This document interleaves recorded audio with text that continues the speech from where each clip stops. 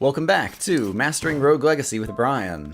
Today we have Lady Antoinette II, who is a spell sword with tunnel vision, which means we won't be able to see projectiles that are off screen, the early indicators, but ADHD, and so as a result of ADHD, I think I will trade out the haste rune that I don't need as much for a bounty rune, and we're going to do one more run where we try to get a fair amount of gold. I don't know that this will be a particularly good boss-killing character. Once again, I'm not going to choose the sprint rune, just for funsies.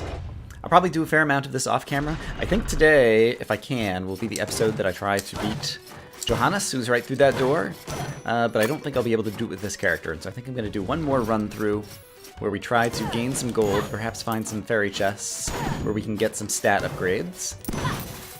To improve our character a little bit more without having to level up. And yeah, and then see if we can finish this off, get to New Game Plus, because I'm really starting to look forward to New Game Plus. I've watched a couple of other people who've been playing in New Game Plus recently, and I'm remembering just how fun and exciting and crazy New Game Plus can be, and so I want to be there. And so that is my plan. The castle, some of the early areas are going to be really easy for this character, so we don't need to see them again. I'll make a cut, and see you when I see you. So really quick, just in case it's not clear what the, what's it called, tunnel vision, no early indicators means, this is a good room to show it off. So there's a guard box on the floor, but further over to the right there's another guard box that's shooting at me. And so normally, characters would see like a little indicator on the bottom right of the screen that says there's a bullet coming towards you that's off screen, and then eventually the bullet finally appears on screen. But with tunnel vision, you don't get those indicators for off-screen projectiles that are coming towards you that just haven't gotten on screen yet. And so it's a minor disadvantage, but I have found in the past that it's actually surprisingly detrimental to not have it there, because otherwise you just, like, you know, don't see that there's any bullets coming at you and you start running over this way and you run into the guard box or something like that. But I just wanted to show that off because I can't remember if we've actually had a character with that particular trait before, and it's important to know. I'm trying to cover kind of all the ins and outs of Rogue Legacy to kind of cover all these traits and what they mean, so I wanted to show it off. In any case, still just trying to gain some money, run to the castle. You know the drill. This is a crazy room. I don't think I've ever seen this room with mimics. They are just mimics and not mimicants or mimic wrenches or anything too horrible. But that's pretty amusing to walk in here and see all these chests. I guess this is a particular room template where I think there's usually always all the same enemy, and so you get like 6 or 10 or however many it was of the same enemy before you can get to this gold chest.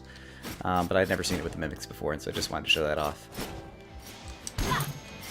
Here's our first chance to pray for assistance.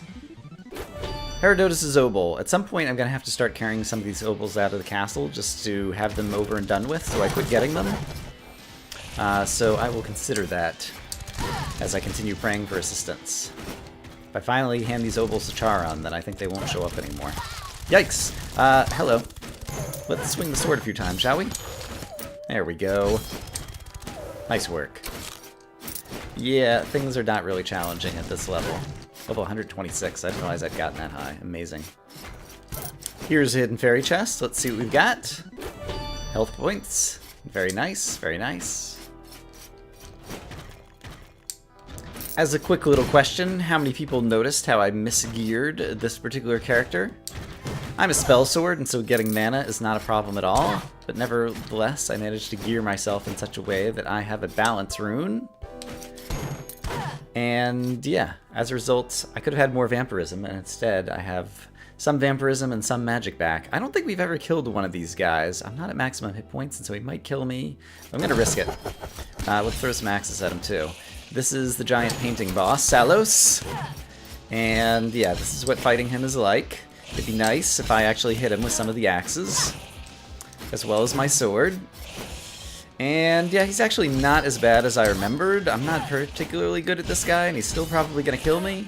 But nevertheless, I've managed to do a fair amount of damage to him. I might even kill him. There we go. Yay! And just like the other mini-bosses, hey, Guardian Chestplate.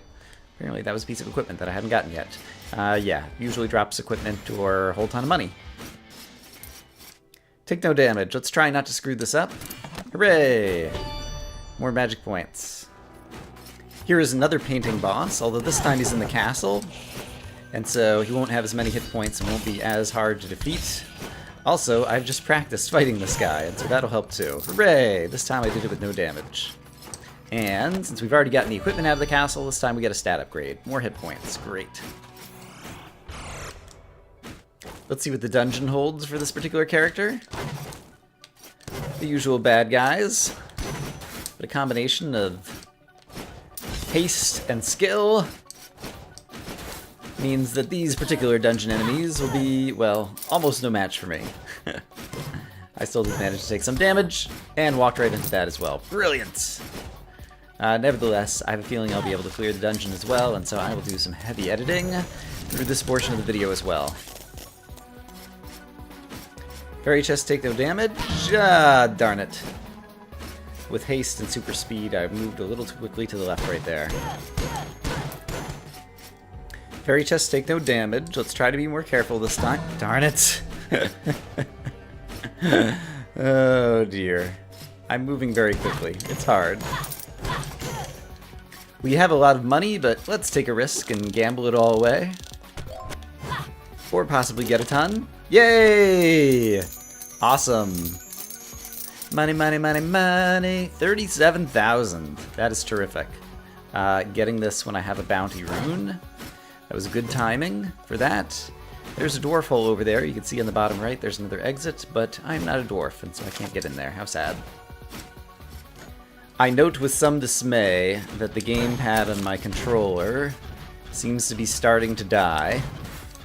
The left arrow button is kind of getting stuck occasionally. Alright, let's go ahead and exit out of here and try this room again. Let's see if we can... Oh boy! Do something better here. Yikes! Okay. I might die as a result of my own lack of skill, but I've taken a fair amount of damage. Yeah, it just kind of got stuck going to the right there. The left-right bit of the controller. Yeah, it's definitely starting to catch, and so I might need to buy a new controller before I can record another episode after this one. Fortunately, I have the time to do so. I really like this controller, too. This is like the third controller I tried before I found one that I really liked. Like, I had a controller that wasn't very good, and so I went out and bought a new controller that was a little bit better, but still wasn't very good. And then a friend of mine had an old controller, which is the one I'm using now, that he let me borrow. That was like a year ago or something, but he wasn't using it. And I really like this controller, and it's got a really good D-pad. Well, it had a really good D-pad, and now the D-pad is falling apart, and isn't controlling very well anymore, and it's very sad, and I'll be sad to see it go, and I don't know if I'll be able to find another one with the same model or whatever. Yuck! Deathify? No such luck. Alright. Yeah, I think this might be a short episode then. I'm gonna go ahead and call it here. Actually, we'll go ahead and choose our next character and see if we can find a boss fighter. Ooh, Lich King Savant. That's a good character. And if I build him up, could probably also take on the boss, especially if he has Conflux walking in. Well, I kind of like this character, so we're gonna take this character. I'm going to spend... Well, here's one thing that I know I wanted to do, which is I've got incredible amounts of money. I want to buy all the haste runes, just to see if I equip them all at once, what it will be like, just how fast we can run, and so I'm definitely going to do that, just for funsies. Okay, I've got 5 haste runes right now. It's actually not quite as fast as I thought it was going to be. If the character was a Hokage with ADHD on top of it all, that would probably be pretty fun. Let's see. Lich King, if this guy's going to go kill the boss, I think I will want the dash back. I will actually want some siphon.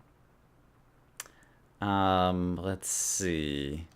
Actually, I should put the dash here. I should put some vampirism here. I should put some vampirism here. I should put some siphon here.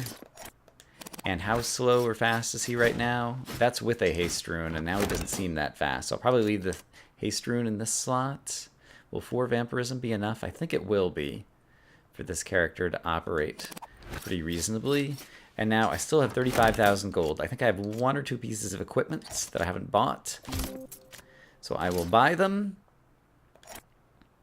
And what are the trade-offs between these two? That's more armor. Interesting. The Guardian chestplate is more armor, but more weight than the Imperial chestplate. I'll take the more armor, thank you.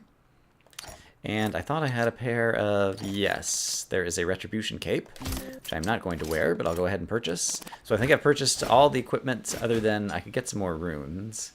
Maybe I could buy some more Curse and Grace runes. But then maybe I will level up a little bit more since I have all of this money.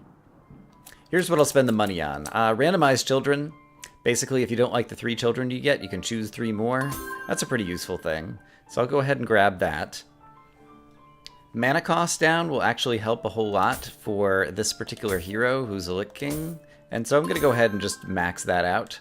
And so now it only costs 29 points to cast a Crow with Crowstorm rather than 37. And so that's a huge increase. I thought this guy was a Savant, but I've casted Crowstorm a bunch of times in a row here.